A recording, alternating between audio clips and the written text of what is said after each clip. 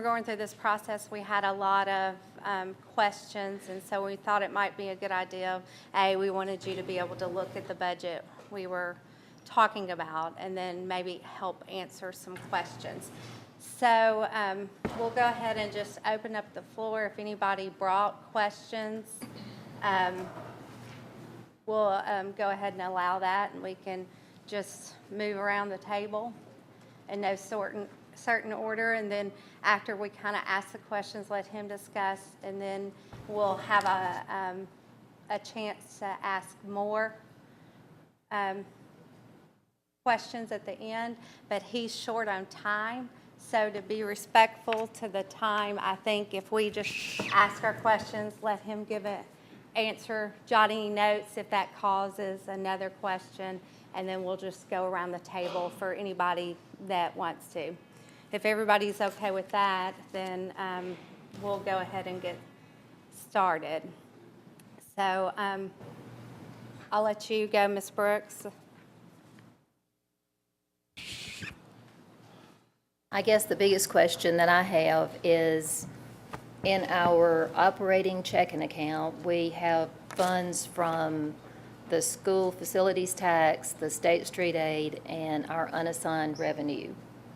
And if we get down to where our balance is into the state street aid fund, is that a violation of some rule?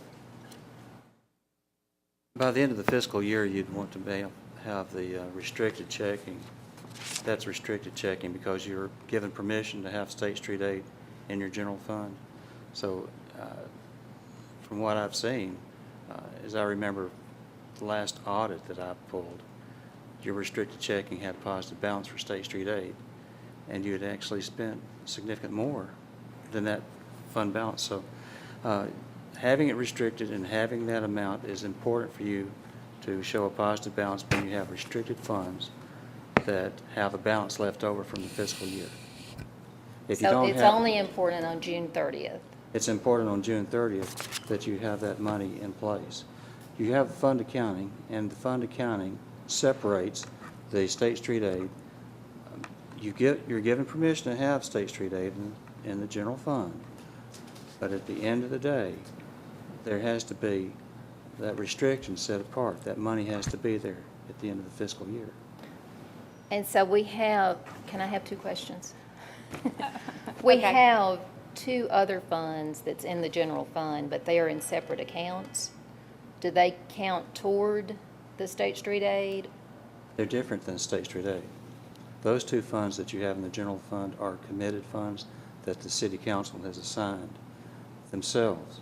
It's not state regulated. It's not state money. It's your money. But money in those funds would not count toward the state street aid. If we didn't have any money in the operating account, but we had enough to cover, in those other two funds, we had enough to cover state street aid, would that be good enough, or it has to be in the account that the state street aid is? You can have the money in those accounts, and you can have a negative unassigned fund balance in the general fund. That's not good. It's not a good practice, because that means that you're literally borrowing some money from other sources. You have, at the end of the fiscal year, if you have negative unassigned fund balance, which is the only portion of fund balance that can have unassigned, then that means that you have used monies for other purposes, and that you've spent more money than was budgeted. You've spent more money than you had available. That means that you're borrowing it from somewhere. Okay, does anybody have any questions off of that question? Did that spark anything else by? Okay, so the designated funds, because I have one, the assigned funds, or designated, however you want to word it, that can be included in your whole budget. Like, so we don't necessarily, when you use that, it gives us the state requirements of how much restricted reserves. The restricted money is the state street aid. That's the only part that's restricted. Right, unrestricted though. The unrestricted includes those committed funds that you partitioned your fund balance. Right. For the school and whatever it was. School facility tax. You have those partitioned by council designation. There's not a state requirement on that. That's what you've decided to do. Okay. And is there, that you're aware of from the comptroller, a certain amount of money that we have to have for the year as far as in our either altogether reserve, unrestricted, all of it, a total fund balance? There's not a state requirement. The Government Finance Officers Association, GFOA, recommends that you have a 2-month reserve in your fund balance. That doesn't mean it's all checking, but it does mean that it's a reserve of 2 months operating cost in fund balance. If that's their recommendation, that's a best practice recommendation. And that's not a one-size-fits-all. Some cities that have more dependence upon property tax need more fund balance than that because they have to have, you are in a state of deficit spending most of the time. The only time that you're not in a state of deficit spending is when the property taxes come in, and basically in December and in February you've got positive cash flow. The rest of the year, basically, you're in deficit cash flow. So the longer it takes you to have the property tax, the more dependence, the more portion of your revenue pie relates to property tax, the more fund balance you should have to keep you from having to borrow money for tax anticipation. It's great if you can get it. It's not always possible. Sometimes you have to borrow money, and it's perfectly fine to do that. You're authorized by the state of Tennessee to issue tax anticipation notes and to get up to 60% of your appropriating budget in a tax anticipation. The idea being that you pay that back when the property taxes come in. Now, when I spoke to somebody from the comptroller's office, they mentioned something about you needed 1 month's operating expense in your account. So where does that fit in there? Because what you're saying doesn't really add up to what they told me. I'm telling you what the law is and what the recommendation is from GFOA. Okay. So, but you've never heard of a certain amount of money? No, it depends on what you need. It's one of those answers that it depends. Okay. What if you don't have the money you need? You need to get it. But it'll pass, the budget will pass if you have several things in a negative and. The law requires you to have a balanced budget. A balanced budget means that you will have enough revenue plus the cash that you have on hand to meet the appropriations for the next 12 months. That's what the budget law requires. And if you do not have enough cash to meet that budget, you need to raise revenue or cut expenses. Okay.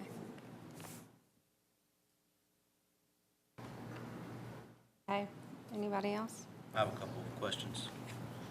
Where would the negative unassigned fund balance fit into that equation in balancing the budget? Well, fund balance is not cash. Fund balance is more than cash. Fund balance represents, though, the accountability of the money that you had at the beginning of the fiscal year and any non-spendable amounts, any restricted amounts. All the cash available to you, any investments, anything that you have is related to that fund balance, but it also includes things that you've already spent that you can't spend again, and under certain conditions you're given money that you cannot spend, that you can only operate off the interest of that money. So that's called non-spendable. There's 5 categories of fund balance. Non-spendable, there's restricted. Those 2, you can't spend it because it's either spent or you can't spend, or someone else tells you how to spend it. Then the other 3 components are committed, which you've done with 2 of those budgeted categories. You're calling them funds, but it's not a fund. It's a classification or partitioning of your fund balance because all of it's in the general fund. Then there's the assigned, which you give the department heads or a committee, allows a certain amount to be assigned in the budget. And then the last part is the unassigned, which is what you're free to spend on anything and free to appropriate beyond your restrictions and commitments. You have to, in order to have a committed fund balance, you have to pass that by ordinance before the end of the fiscal year for it to be an actual committed fund balance. And you need to have a fund balance policy, which I understand that you do have, which defines those categories so that it makes sense with some, hopefully some retainage there you've got for emergencies. The whole idea, the concept of fund balance is to give us money to respond to emergencies, to have, if there are opportunities that come up, that we can exercise. If you don't have fund balance, then you're transferring dollars that relate to another fiscal year. You're using, in this case, it's possible because the way the accounts are closed, the way accounts are closed for the fund balance, there's a 60-day period of availability for July and August. July and August represents sales tax that was earned in May and June. So that money is transferred in. 30 days of money is brought forward into the fund balance for equating that money. So but cash is coming in all the time. Money's coming in all the time. Your bills are being paid. The concept of the year end is that there's a point in time where we say, this is the end of the appropriated year. So, but money's still coming in. So you're spending that money. If you've got unassigned fund balance that's low, and you've got these other portions of the fund balance that are funded on paper, it's possible that you have borrowed some of that money and you're using that because the unassigned owes the others. But you've accounted for it properly in the audit. You say this money is there, the cash is there. It's just that we're using some of it in the unassigned portion. That's why it's negative. Well, I heard you say that we couldn't spend the non-spendable and the restricted, but we actually do spend it throughout the course of the year. What you're saying is it just has to be back there or accounted for on June 30. Non-spendable is inventory that I've bought this year that I'm going to use next year. Non-spendable is someone gave me an endowment to use for a certain, maybe I'm given money so that I can use it to mow or maintain a cemetery. I'm given some money that is an endowment I can't spend for anything, but I can spend the interest off of it. That's what constitutes the non-spendable portion. Restricted is a grant that's given to me. It's money that I've borrowed for a project that someone gave me the money and I've told them how I will spend it. So it's restricted because it's not my money.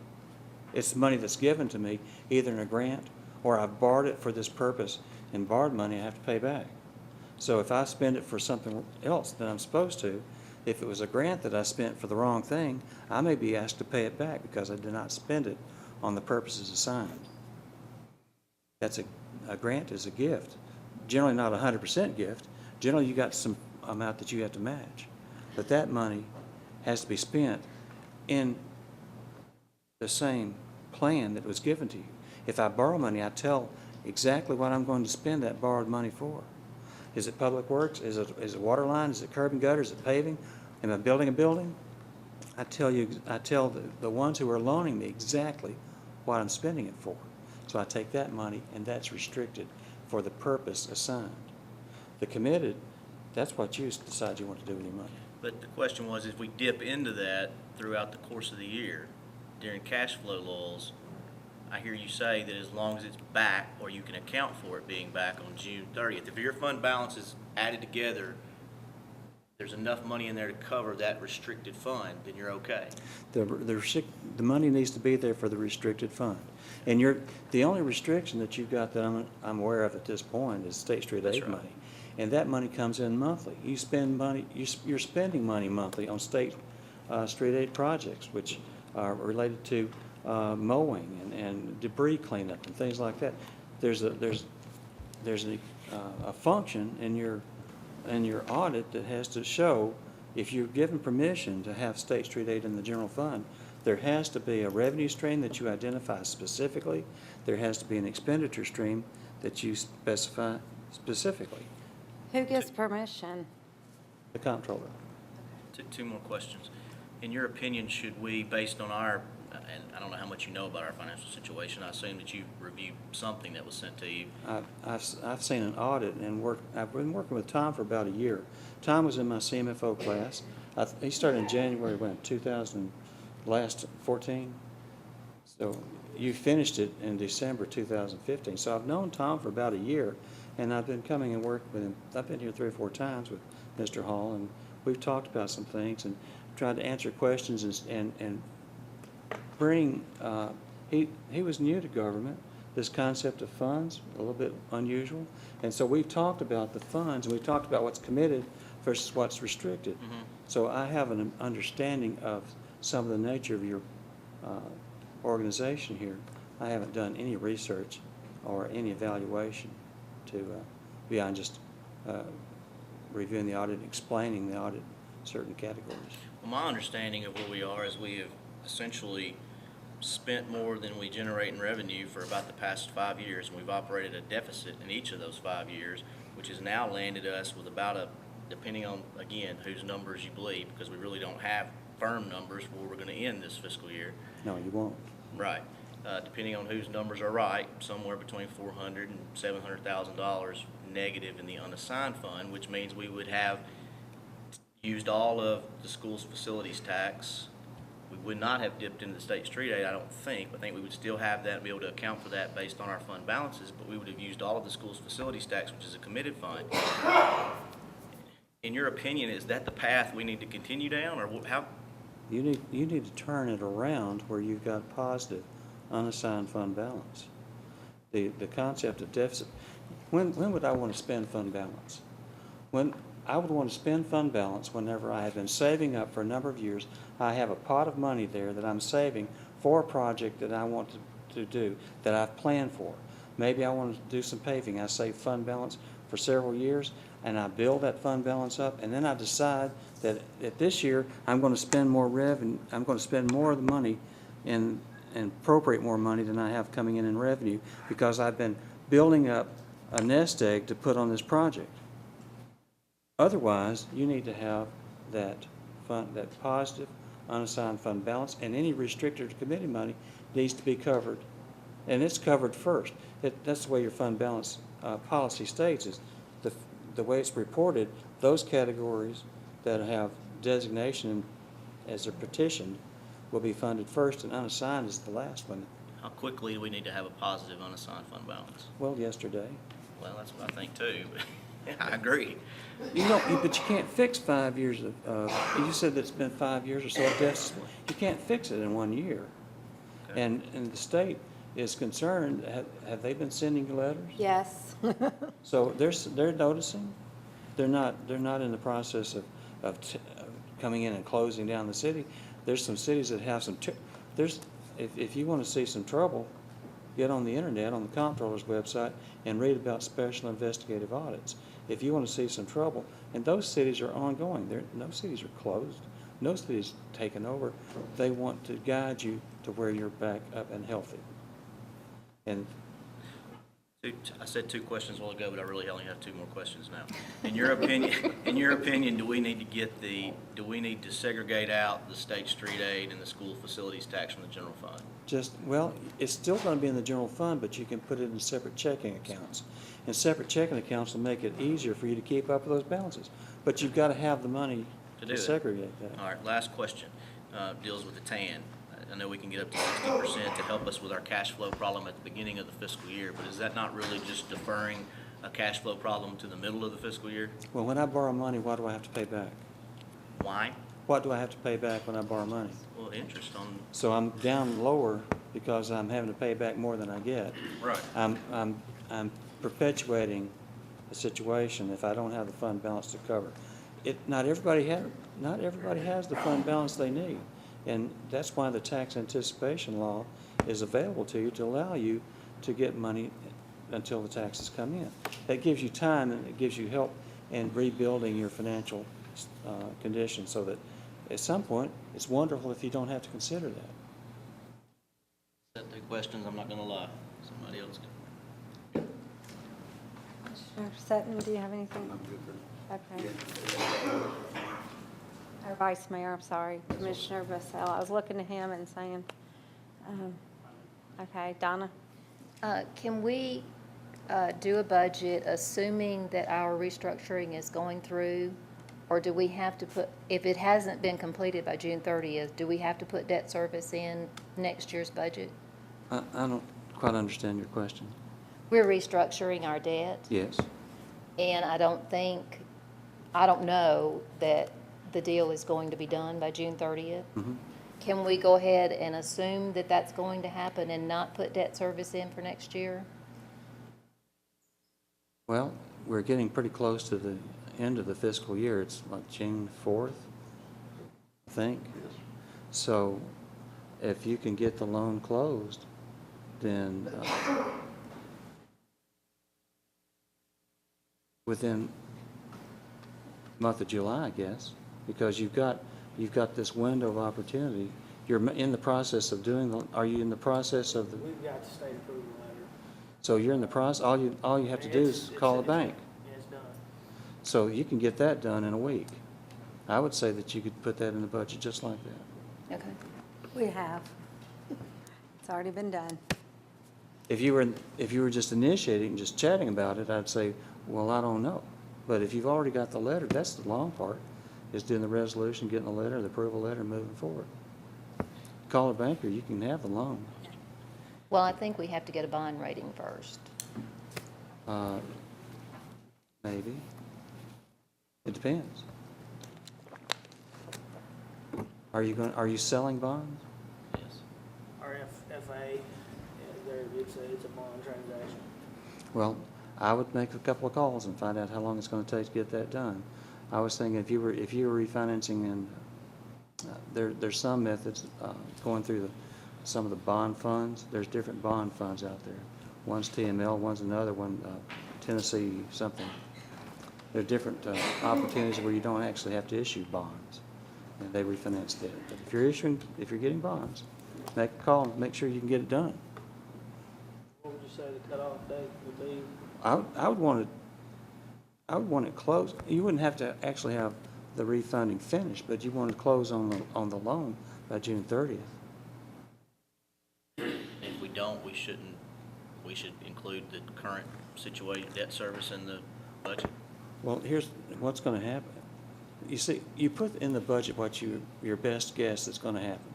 Now, just because you put it in the budget and the refinancing goes through, you're not going to necessarily have those payments, are you? But if you go ahead and budget for what you expect to happen, the budget is what I put.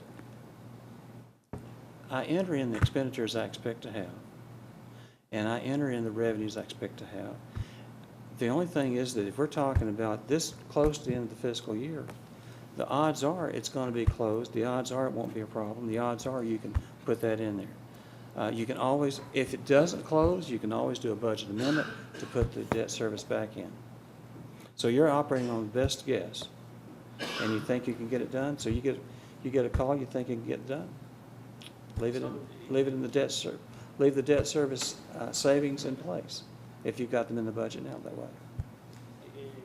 What's your recommendation if Cumberland Securities tells me, we've got everything, but we're not gonna be able to close till after July 1st? Well, I think that you ought to leave it in the budget just like you have it if you've got the debt savings in place. We've got a 30-day window of the period of availability for expenditures and obligations. You're already setting up the plan. It's already in place. And I don't think there's any problem. We don't have the debt savings. We don't have the debt savings. I guess I'm not understanding what you're asking me then. Well, our payments are $500,000 a year as they are now. Yes. We don't have any savings set aside for that. And so if we were going to have to add it into next year's budget, we'd have to cut $500,000 from our projected revenues. I meant to put your projected debt service in as you have it considered for the refinancing, not as it exists today. Okay. When I meant savings, I meant the savings from the budget that you would pay for the gross amount of the debt Okay. service versus what you'll save after you've refinanced. I'm sorry for the confusion.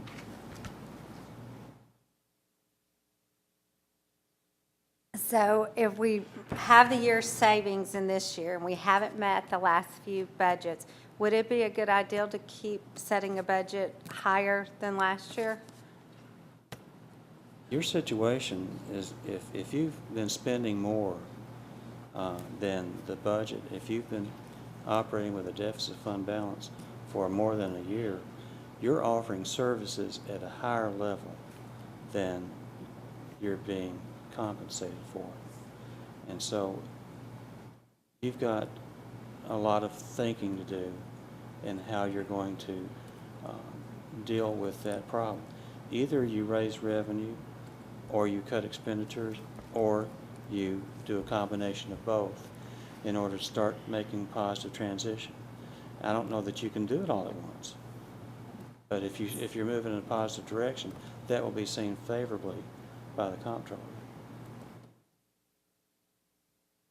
If you're going to be having savings from some of the debt service this year, that may give you some breathing room so that you can, make this transition a little easier.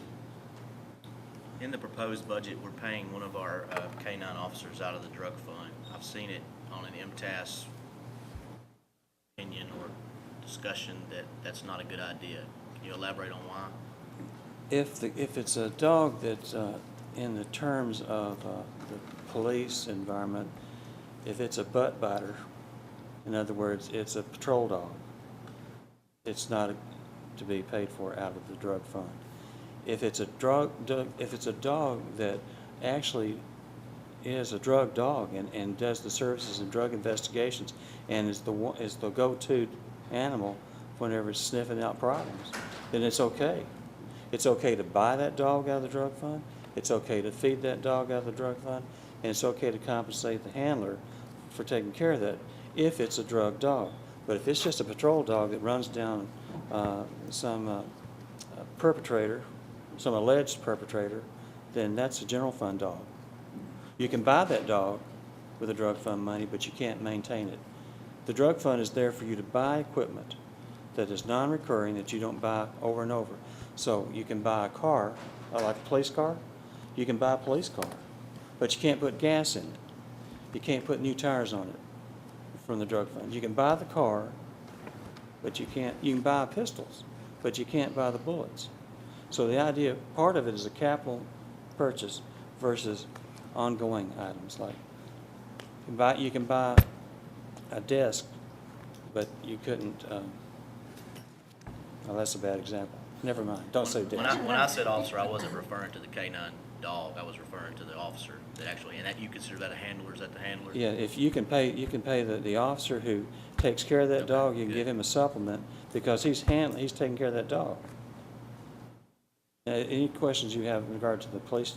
I want to make sure I'm clear. I'm not talking about a supplement for actually taking care of the dog. I'm talking about being paid salary out of the drug fund. If that's his only job is to do drug investigation, that's okay.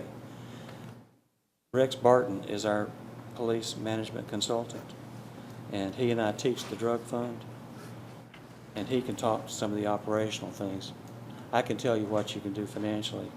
He can tell you more about the operations side. You had to wrote the manual, is that correct? That's correct. Now, let me ask one question about the drug fund. Could you take, if you bought 12 cars with the drug fund money, could you use, or you did and you bought it with general fund, but then could you use the drug fund to pay the payment on the loan?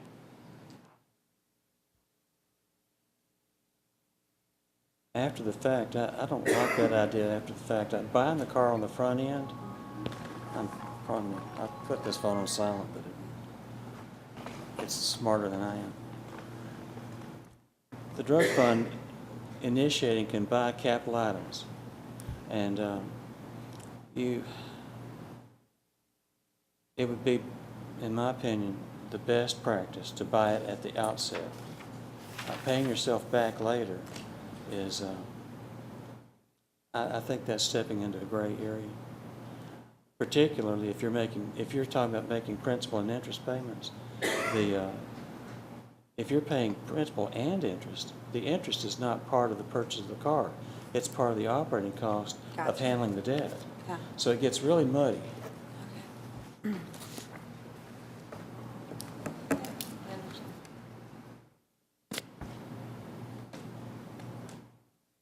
that been done? Mm-mm. I was just trying to see if it was a possibility. I would start out the front. I'd start out at the outset. I think the way we've been doing it, time for correct me if I'm wrong, if they want to buy a car, they buy the car out of the drug fund, they don't finance the car out of the drug fund. I'm just making, is that right? Okay. It would be fine if you're using that drug car for drug investigation only. To any cost associated with investigation and administration of drug enforcement is fine to be spent out of the drug fund. Salaries, everything.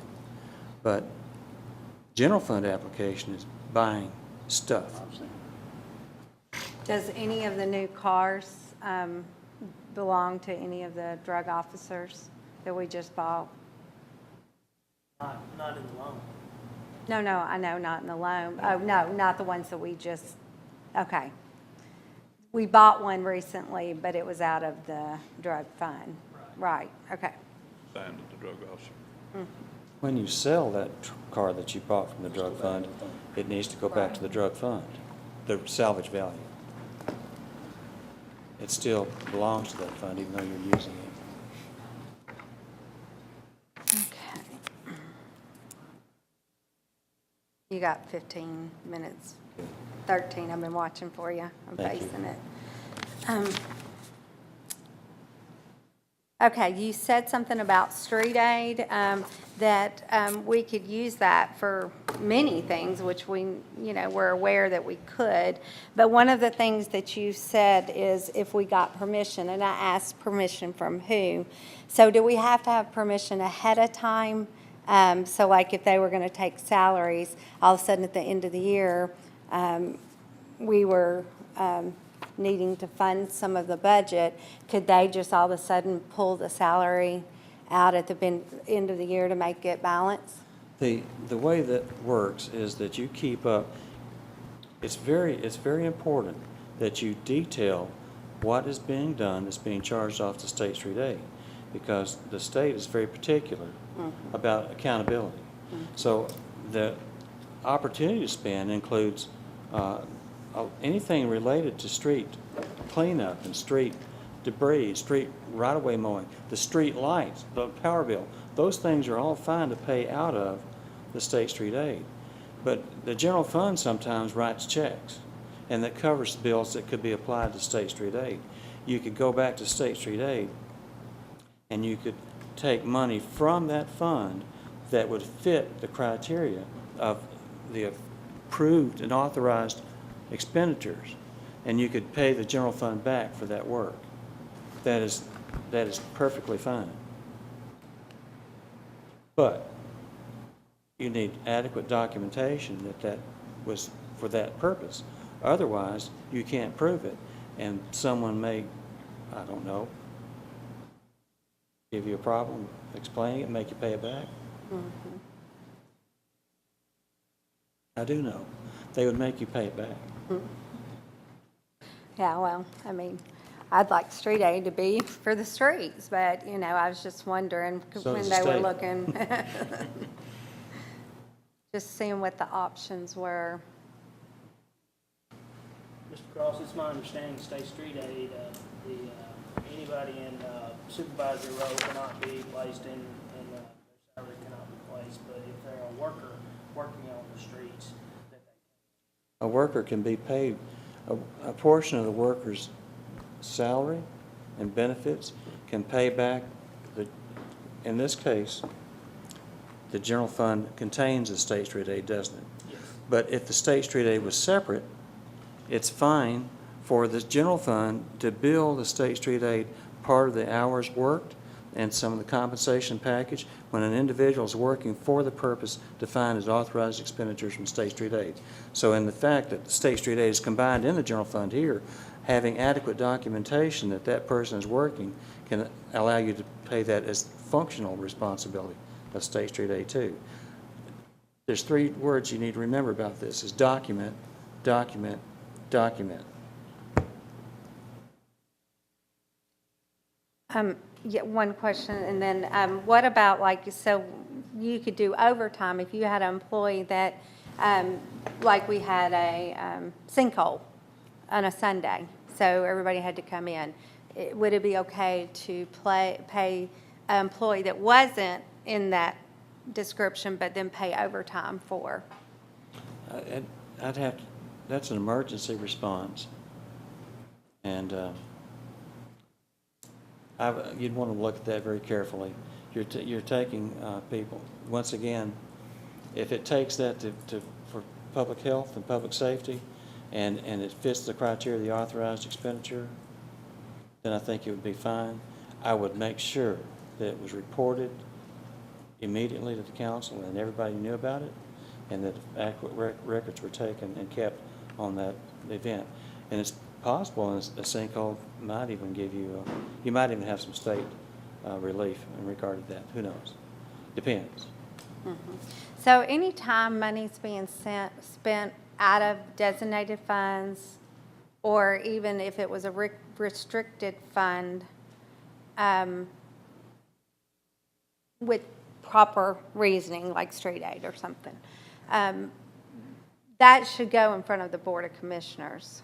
Well, you've appropriated the dollars. And this process that you're doing now is you're defining a budget and you're appropriating a certain amount of money. This is your communication device. This is your work plan. This is what you're giving the department heads the authority to proceed. Now, if you're overspending and you're going over that budget, somebody needs to be accountable for it. And that if you're spending more than what's in the budget, that needs to be addressed immediately and fixed. The state law says that you don't spend more than what is appropriated, and the state of Tennessee takes that very seriously.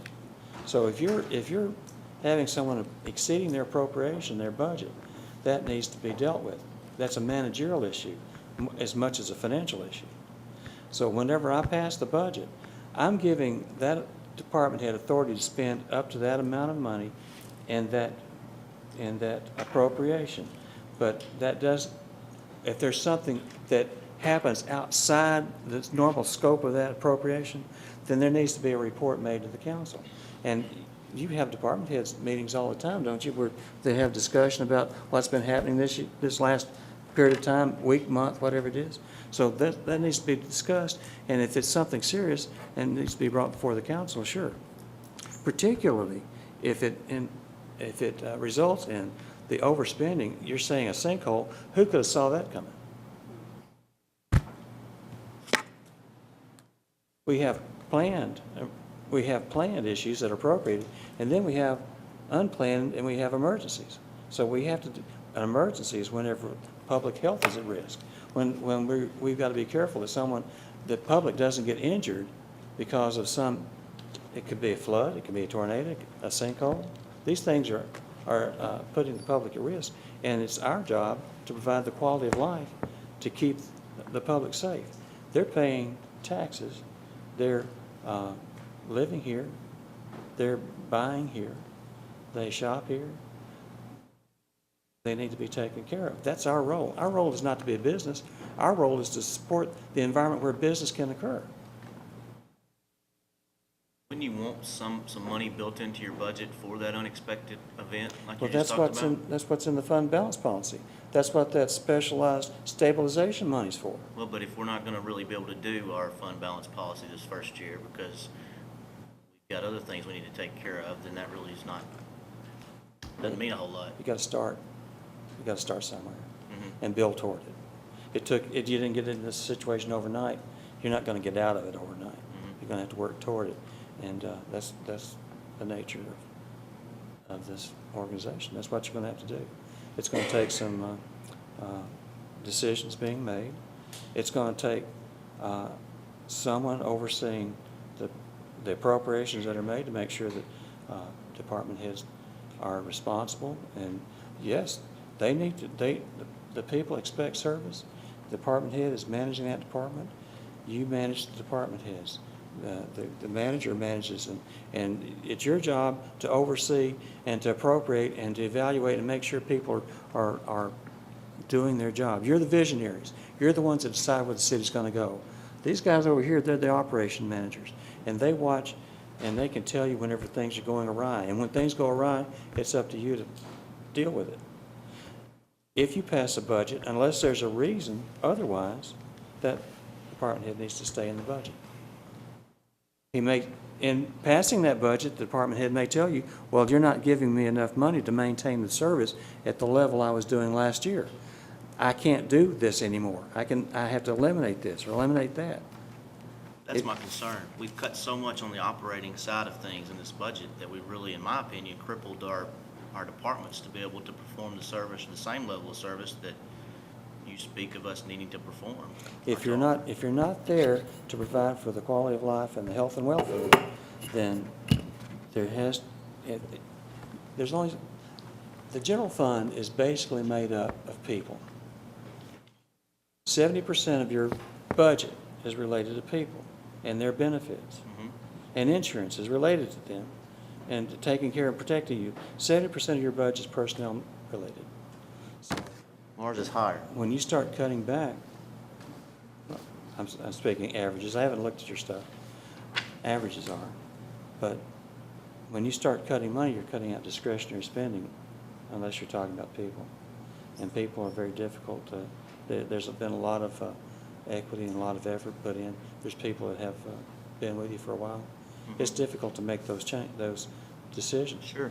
And particularly when the situation we're here may be the result of not everybody, but just a few who may or may not be here anymore. I don't know. Just, you've overspent. So how do we get control of overspending? We watch it closely. We start maintaining. We watch the budget. We make sure that on a regular basis, we see where we are. And Tom gives you a financial report. That's a nice financial report. I saw that a couple of months ago. It looks good. It tells you a lot of information. When you've got that, that gives you, you're the ones charged with appropriating the money and making sure that the department heads do their job. The department heads are charged with getting out there and getting things done. So it's a team effort. You can't cure it all at once. I can't say that enough. So you've got the stabilization policy. You know what? That stabilization amount, there needs to be words in that stabilization that says how much you want put there, what you can use it for, the only reason you can take it out, and how you're going to build it back once it's gone with a specific time frame. That's what needs to be there. We have that. The problem is we Yeah, just we're can't not do that going- this I mean, year, well, which was the plan. Yeah. So pass the It's your policy. time, though. I'll let you, I was watching your time. You Oh. got, if you want to close. Pass the policy and start working toward improving things. And it's going to take some hands-on. You're going to have to watch it every month. It's going to take you're going to have to budget responsibly, and you're going to have to ask people to operate within that budget. And if you don't give them enough money, then you need to tell them and let them tell you what they can't offer anymore, so that there's an understanding and you don't get the call in the evening, someone saying, this used to happen and it doesn't anymore. And you can say, well, that we've cut that money out of the budget. We can't do that for you anymore. Well, what about if we're raising taxes and we're cutting service? Because if these people can't do their job, because we've made so many operational cuts that they can't even do their job, then really we raised taxes and offered nothing more for them. A wise man once told me that if you're going to ride the train, you got to buy the ticket. So you need to raise the taxes to where it's meaningful and provide services where they're meaningful. And if you can't offer what you did last year, try to have a happy medium and work toward the future. And with that, I need to skate. Thank you so much for coming, and we Thank you very appreciate much. fitting us in on a tight schedule. I was, I worked for one city for about 8 years. Private sector in a variety of industries. I've been with them task force.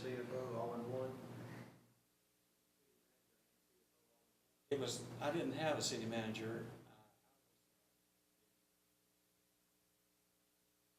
I was the one that cleaned up most of the mess. I worked with the department heads and with utility finance people. I was the utility finance person, what am I saying? I worked to prepare the budget. I worked with the auditor that did human resources. And I worked with the department heads to try to help them understand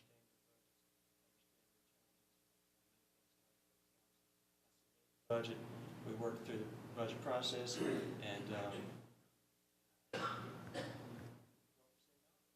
I had the financial side.